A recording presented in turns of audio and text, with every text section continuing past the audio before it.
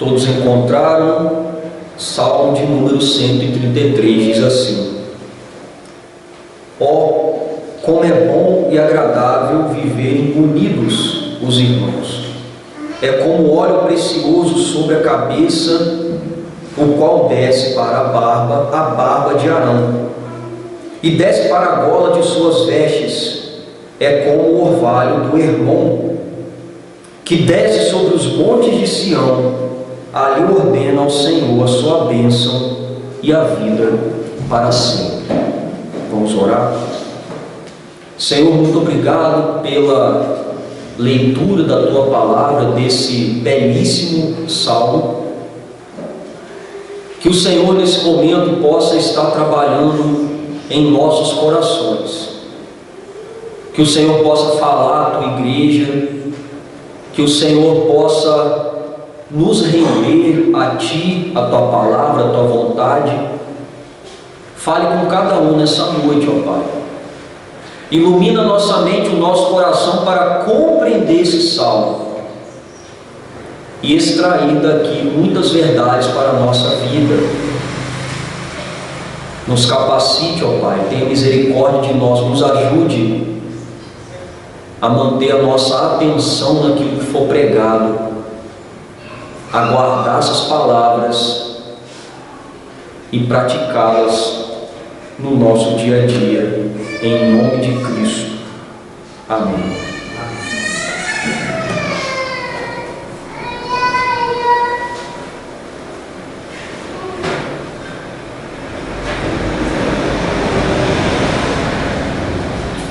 Irmãos, no dia 5 de agosto de 2010, houve um grande acidente no deserto do Atacama, no Chile, onde 33 homens que trabalhavam numa mina, eles foram praticamente soterrados. Houve um acidente nessa mina e eles ficaram presos a 688 metros de profundidade. Esses homens atordoados passaram por momentos de desorientação, confusão, desespero, desentendimento, passaram fome, passaram sede. Diante disso, em tamanha diversidade, eles perceberam o quão foi importante a união entre eles, para que eles pudessem sobreviver, para que eles pudessem ver a luz do sol. Novamente, estes homens, neste momento tão difícil de suas vidas, puderam aprender, evidenciar e exaltar o valor da unidade. O livro que nós acabamos de abrir aqui é o livro dos Salmos, são cânticos de louvor, o livro de canções do povo de Deus. Foram feitos em uma forma de poesia. A poesia bíblica sempre acompanhou a vida religiosa de Israel. Dos 150, os 133 ele foi posto no quinto e último livro do Saltério, numa coleção chamada Salmos de Romagem. Nós estamos numa série peregrinando pelos Salmos de Romagem. Esse é o penúltimo salmo. O próximo salmo será a chegada final do último salmo. Esses cânticos eram cânticos entoados quando o povo de Deus, os peregrinos, iam caminhando até Jerusalém, até o templo no Monte Sião, para adorar ao Senhor. E segundo um teólogo chamado Palmer Robertson, o movimento do povo em direção ao culto no Monte Sião era o cumprimento de uma promessa ao rei Davi de que Deus habitaria naquele monte. Onde, pastor? No templo. A Arca da Aliança simbolizava a presença do Senhor. E é interessante que os 15 salmos de romagem são ecos de uma bênção que era dada ao povo, a bênção sacerdotal descrita em Números 6, 24 e 27. 12 dos 15 salmos de romagem possuem pelo menos um dos 4 elementos dessa bênção que nós conhecemos como bênção araônica. Logo, à medida que os peregrinos se aproximavam do templo restaurado, os salmos de romagem os lembravam dessa bênção. Vocês são o povo abençoado por Deus.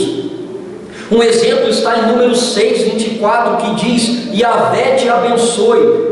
De igual modo, a última estrofe desse salmo está escrito: ali no Monte Sião, ordena ao Senhor a sua bênção, porque a bênção ela vem de Sião, onde os sacerdotes estavam prontos para abençoar, com o que nós chamamos de tripla bênção de Yahvé.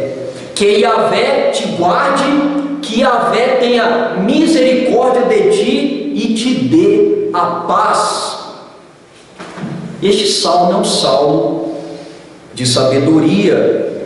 Ele foi escrito pelo rei Davi quando ele ascendeu ao trono entre os anos de 1020 a 975 a.C.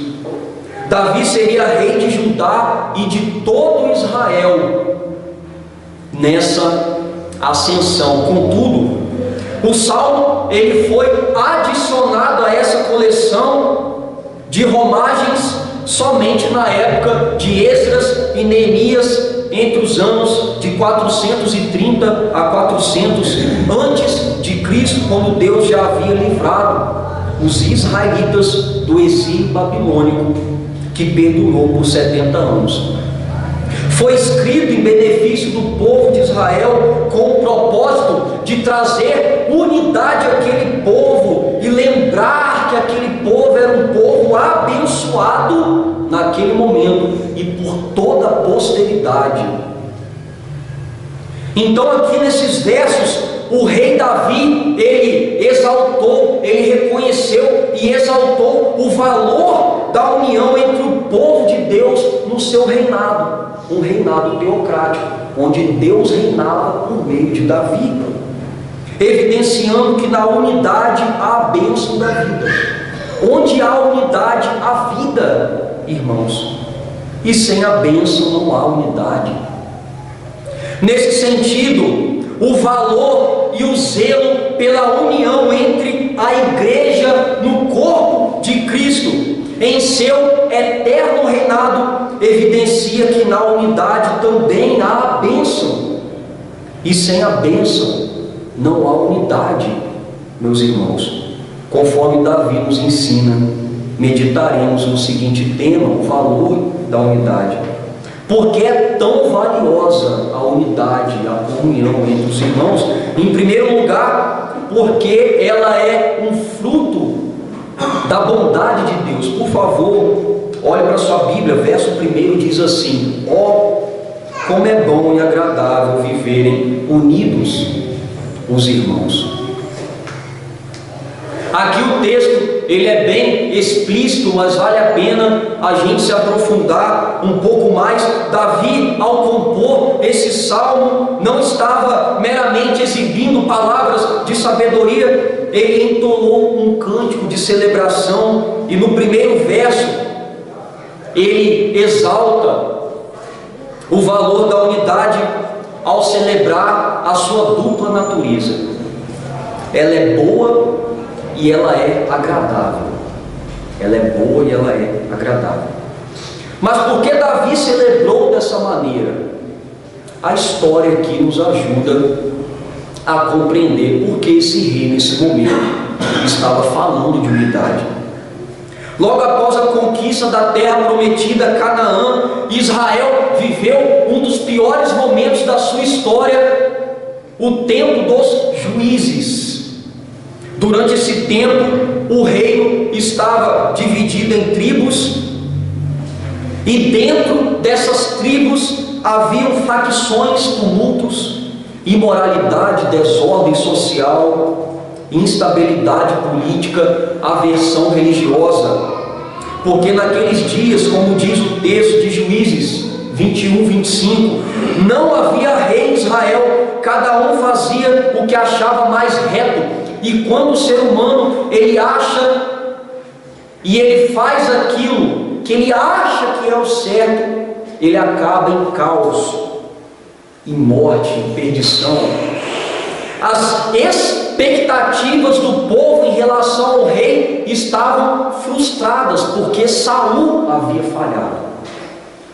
Após sua trágica morte, Davi então ascendeu ao trono de Judá. Só que, porém, o filho de Saul também reinava, Isbosete. Reinava sobre todas as outras tribos. Tudo então aparentava estar bem, mas dessa divisão suscitaram inúmeras guerras civis entre o próprio povo. Ao vencer Isbosete, Davi conquistou e uniu as tribos de Israel num único governo teocrático.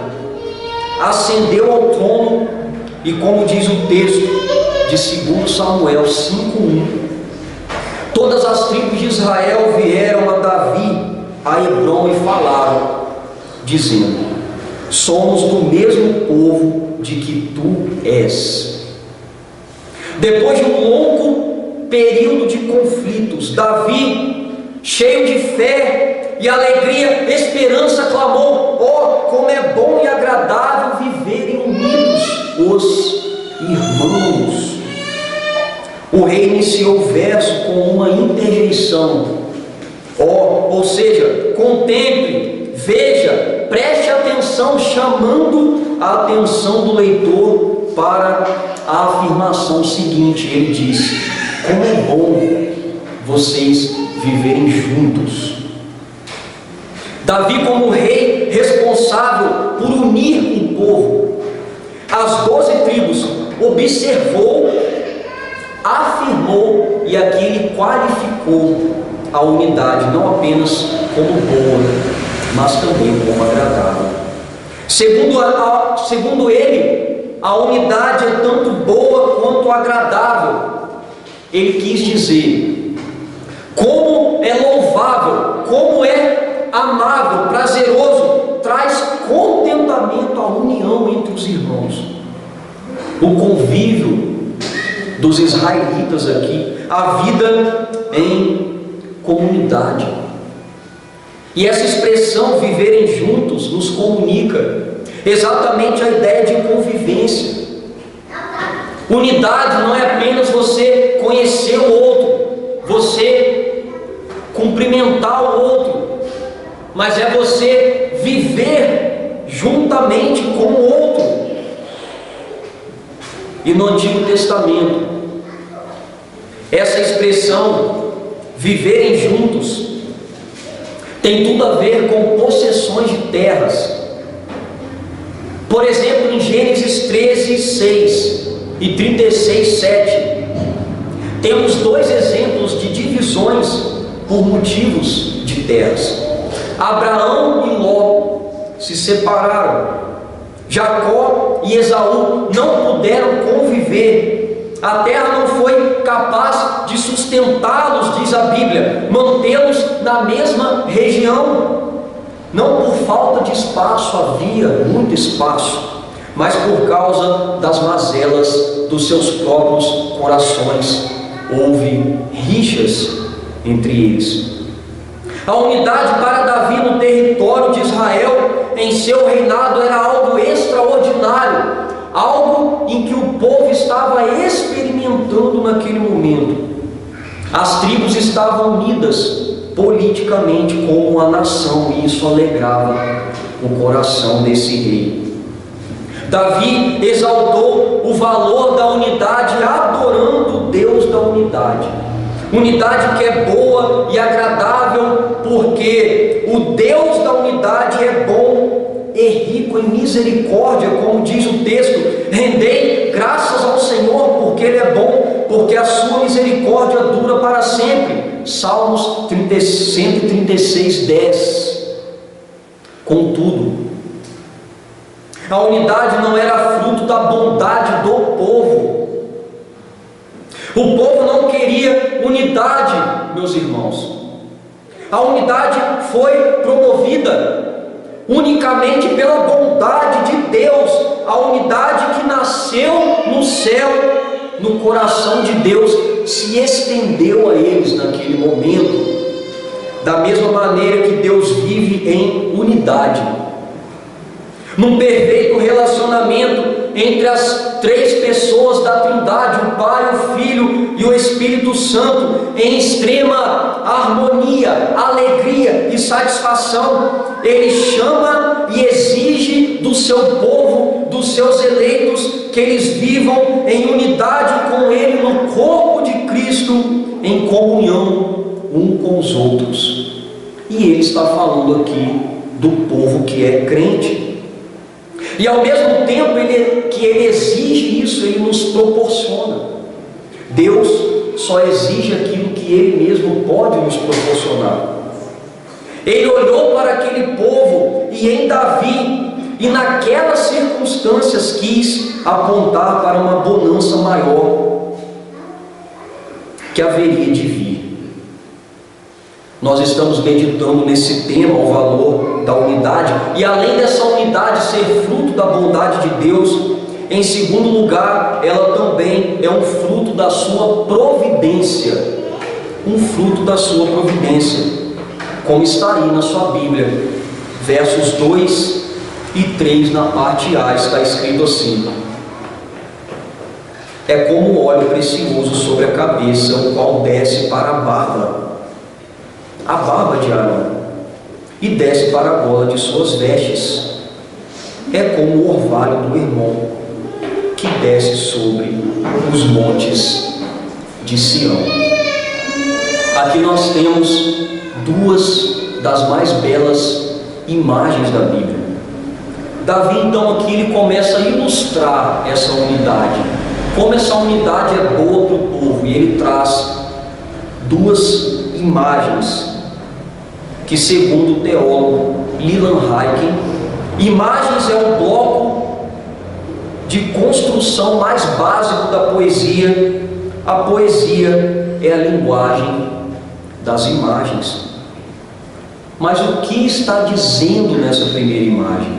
Davi compara a unidade das 12 tribos com a unção que caía sobre o sacerdote. Unção é a capacitação e a bênção do sacerdócio. O que era isso, sacerdócio? O sacerdócio é constituído pelo ofício sacerdotal. Por sua vez, os sacerdotes, esses homens, eram descendentes de Arão. Por isso que o texto fala que desce sobre a barba de Arão, que era o sumo sacerdote, o maior dos sacerdotes. Os sacerdotes eram separados para servir no culto, que era realizado primeiro no tabernáculo, depois no templo. Visto que era um mediador entre Deus e o povo, oferecia sacrifícios e orava em favor do povo, os abençoando. Então, o povo levava os animais para que fossem sacrificados, para que o sacerdote pudesse fazer isso. E esse povo era temporariamente perdoado, e o sacerdote então orava por esse povo. O Antigo Testamento nos mostra que foi pelo sacerdócio que Deus pôs em prática o plano de abençoar esse povo. Vocês vão ser abençoados por meio de um sacerdote, redimindo-os dos seus pecados.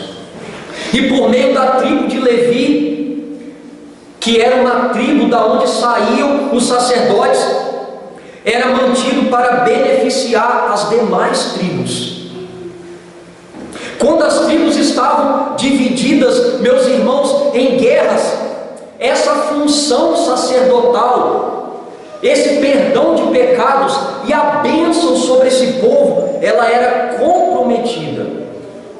E quando elas estavam unidas, o sacrifício era realizado e o povo era abençoado. É aqui que a gente começa a entender um pouco melhor essa imagem. No reinado de Davi, o sacerdócio pôde enfim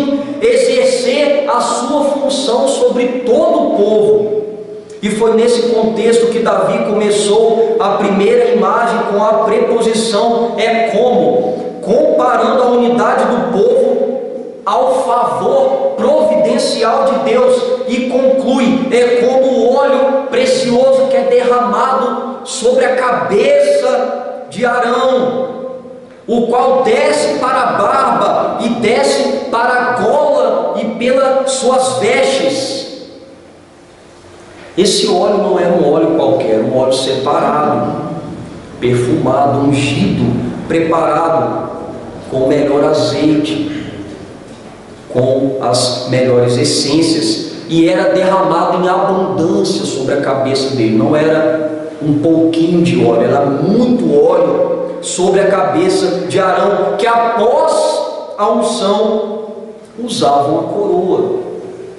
Apenas os ungidos poderiam usar uma coroa. A palavra coroa em hebraico possui a mesma raiz de consagrar, separar e capacitar para o serviço sagrado. E o sacerdote era preparado e capacitado, e depois recebia esse símbolo. E Davi continua dizendo que o óleo desce. O verbo aqui no particípio descendo significa que o óleo desce continuamente, descrevendo movimento na cabeça, pela barba, gola, as vestes. Olha que interessante, aqui nas ombreiras do sacerdote, as suas vestes tinham 2 pedras de ônix. Em cada pedra estavam gravadas os nomes das tribos de Israel. Arão carregava simbolicamente as tribos em seus ombros, uma responsabilidade espiritual que remete à unidade religiosa do povo. Os efeitos providenciais também estão presentes na segunda imagem. Davi era um profundo conhecedor da geografia de Israel e se utilizou dela para criar essa imagem. Ele disse: é como o orvalho do Hermon, essa unidade.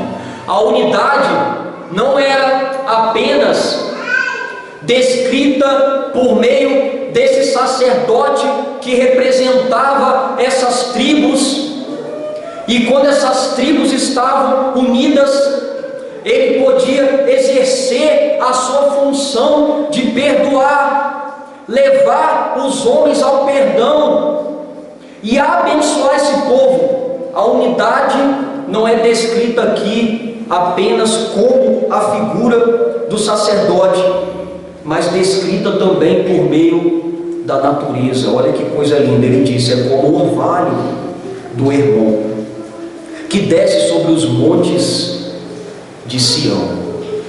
Aqui nós vemos 2 montes, meus irmãos. O monte Hermon, ele ficava ao norte de Israel, e o monte Sião ficava ao sul de Israel. O Hermon, ele é altíssimo, ele tem aproximadamente 2.800 metros de altura, e por causa da sua altitude, o topo desse monte é nevado, contém neve.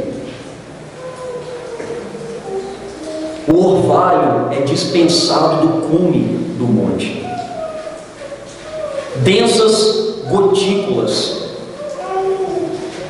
Em determinadas épocas do ano, essa neve, ela começa a dispensar águas, gotículas, que regam e dão vida, fertilidade e produtividade ao seu redor.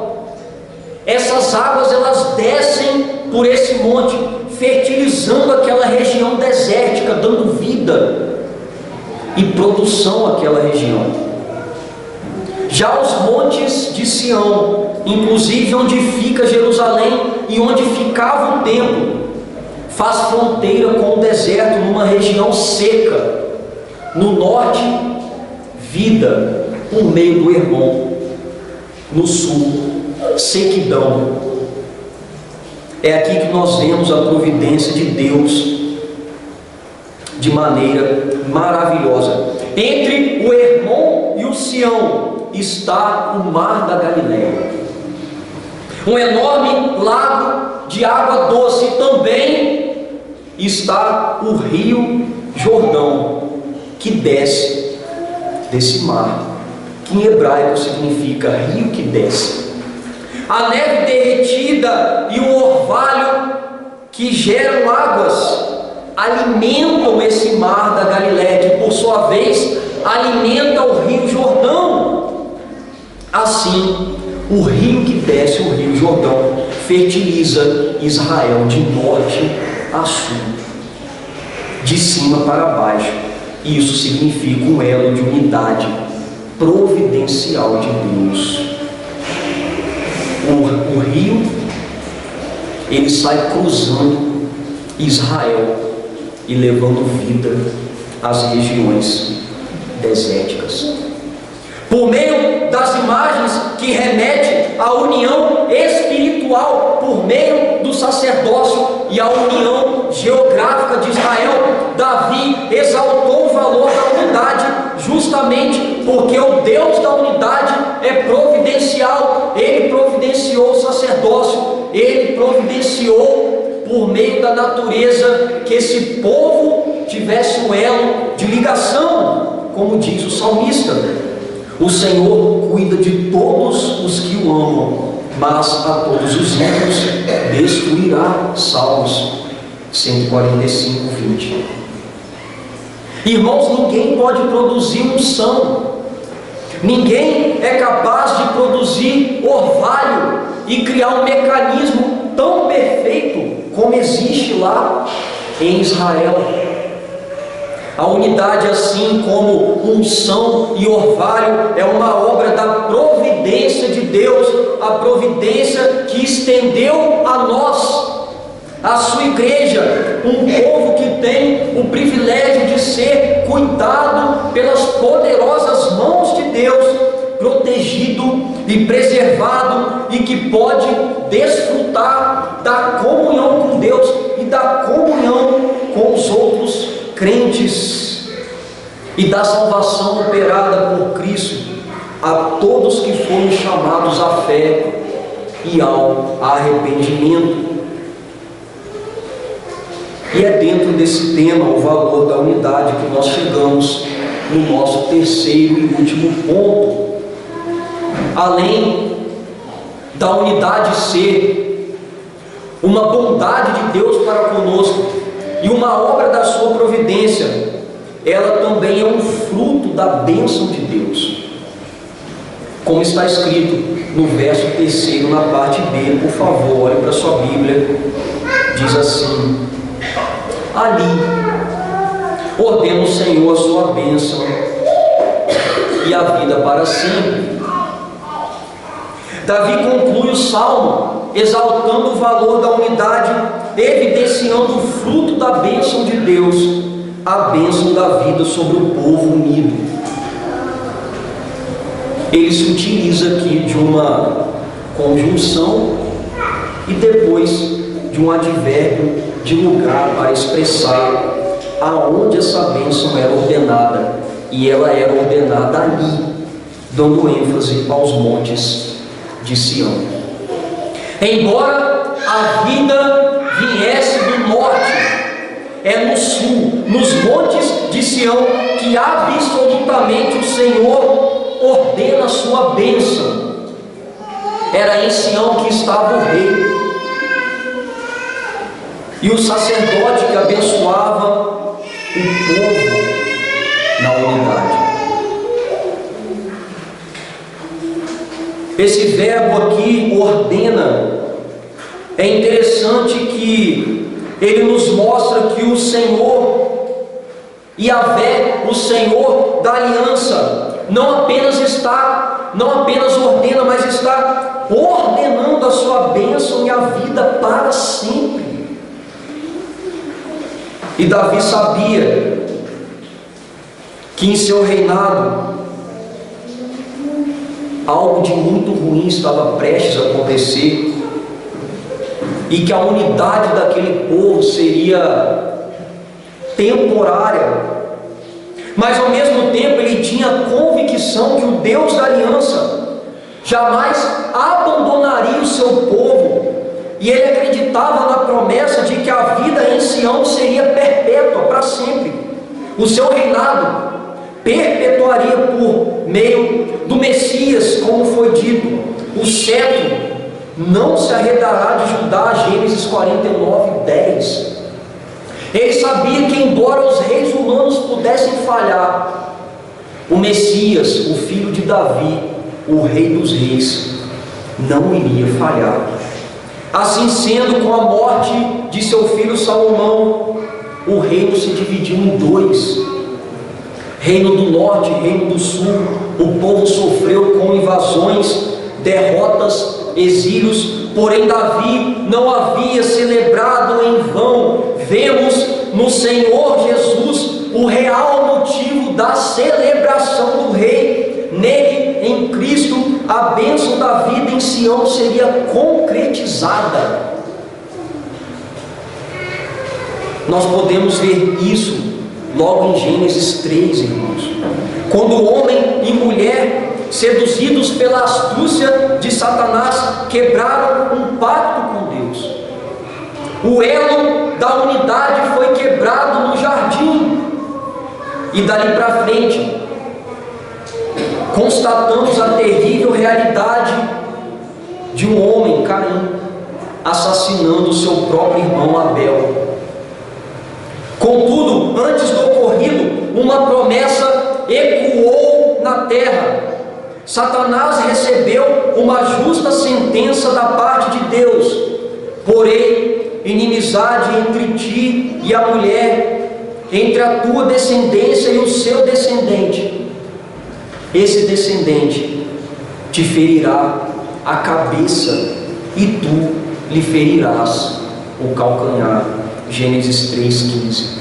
Aqui nós já vemos o Evangelho, nós já vemos que esse Messias iria triunfar sobre a antiga serpente. Aqui foi estabelecido que o Messias, nascido de mulher, derrotaria de uma vez por todas o dono da iniquidade, assegurando a eterna restauração da comunhão entre os crentes com o Pai e a unidade entre os irmãos no corpo de Cristo, pela unção do Espírito Santo.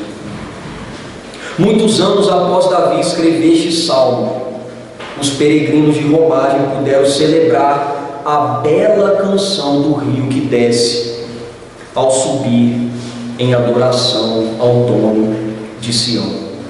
E esse cântico foi preservado até os dias de hoje. A igreja, a noiva de Cristo, pode levar em seus lábios a canção da unidade restaurada em sua peregrinação, não aquele templo terreno que foi destruído, mas rumo a Sião celestial, o novo céu, a nova terra. E ao encontrar o seu noivo, celebrarão juntos por toda a eternidade, como escreveu o autor aos Hebreus. Mas tendo chegado ao monte Sião e à cidade do Deus vivo, a Jerusalém celestial, e a incontáveis hostes de anjos, e a universal assembleia e igreja dos primogênitos arrolados nos céus, e a Deus, o juiz de todos, e aos espíritos dos justos aperfeiçoados, e a Jesus, o mediador da nova aliança, e ao sangue da aspersão, que fala coisas superiores ao que fala o próprio Abel. Hebreus 12, do 22 ao 24. Davi exaltou o valor da unidade, confirmando que a bênção da vida vem do abençoador, como escreveu Tiago: toda boa dádiva e todo dom perfeito vem do alto, do Pai das luzes. Tiago 1,17. Mas onde a igreja está diante disso tudo? A igreja de Cristo, aqueles que creem em Cristo e se arrependeram dos seus pecados, estão debaixo dessa graça maravilhosa conquistada pelo Messias. Somos um povo que recebeu graça de Deus para vivermos em união, em comunhão. Nós não vivemos em unidade para alcançar a bênção. Os homens não querem unidade. Os homens, eles querem guerra. Porém, o Deus gracioso é quem nos abençoa para que nele possamos viver em unidade com Ele e com os outros. Como diz Romanos 15, do 15 ao 16, o Deus que concede perseverança e ânimo, deles um espírito de unidade, segundo Cristo Jesus, para que com um só coração e uma só voz vocês glorifiquem ao Deus e Pai de nosso Senhor Jesus Cristo. Uma das maiores evidências de que um povo é o povo de Cristo é quando há unidade entre esse povo, por um elo, por um vínculo do Espírito Santo. Quando o cântico da salvação e do amor entre os irmãos são reais, ali há evidência da bênção da vida. Um povo que vive em divisões, dissensões, divergências de opiniões, interesses, sentimentos, disputas, desavenças, desordens, brigas, rancor, amargura, pode ser tudo, menos a igreja de Cristo. A igreja de Cristo, os salvos, é um povo que reconhece, agradece, valoriza e evidencia na sua vida prática que estão unidos a Cristo em comunhão com o seu corpo, a igreja. Por isso, Paulo ensinou aos Efésios, lá em Efésios 4, do 3 ao 4, façam todo esforço para conservar a unidade do Espírito no vínculo da paz. Há um só corpo e um só Espírito, assim como a esperança para a qual vocês foram chamados é uma só. Aqueles que estão na igreja só para causarem divisões são semelhantes à antiga serpente que causou divisão no Éden. São filhos de Satanás.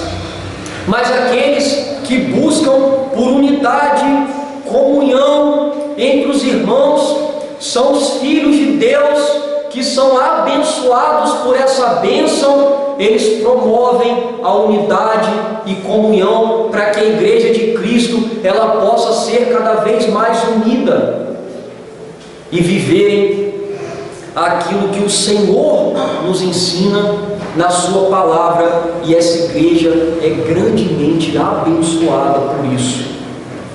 Diante do que foi exposto, irmãos, o Salmo lhe apresenta alguns desafios. Em primeiro lugar, Deus requer que pela graça uma vez derramada você valorize a unidade com Deus e seus irmãos.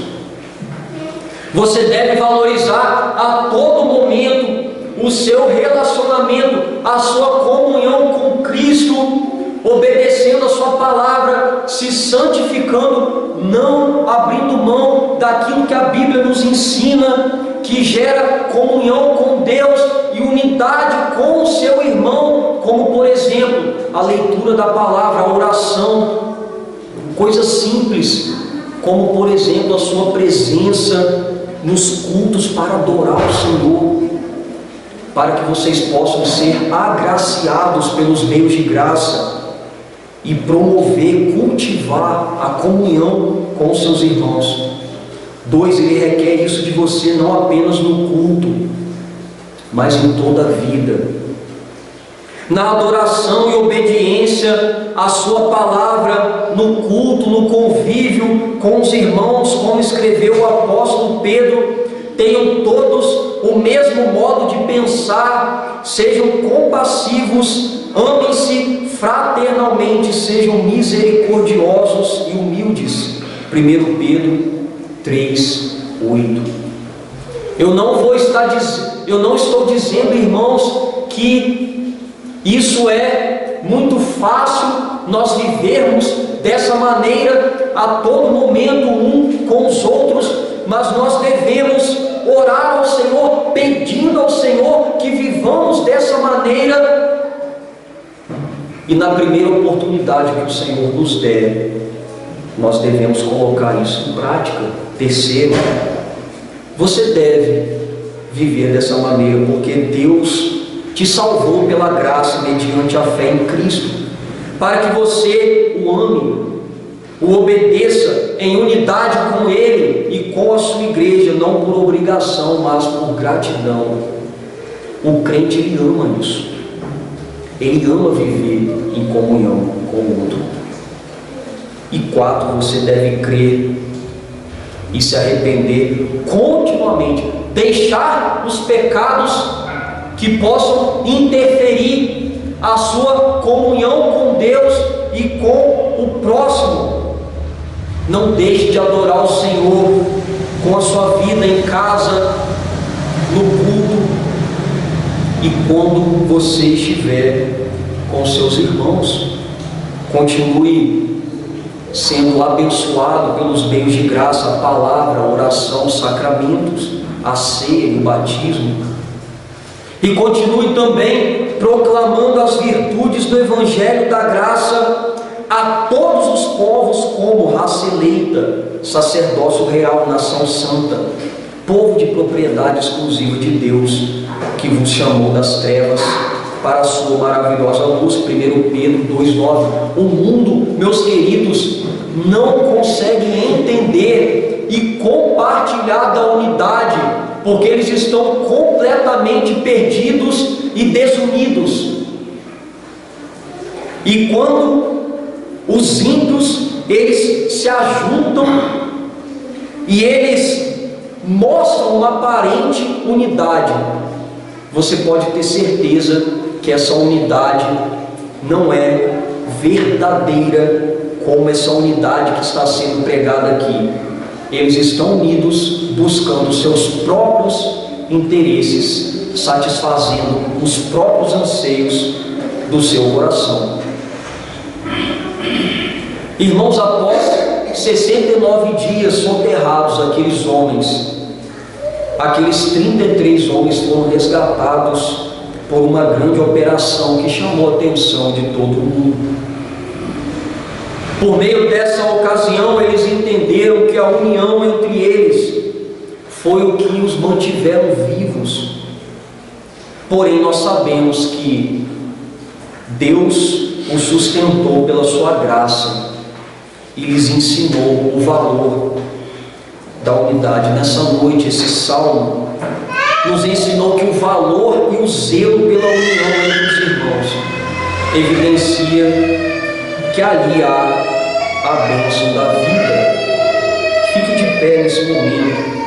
Eu quero orar por você.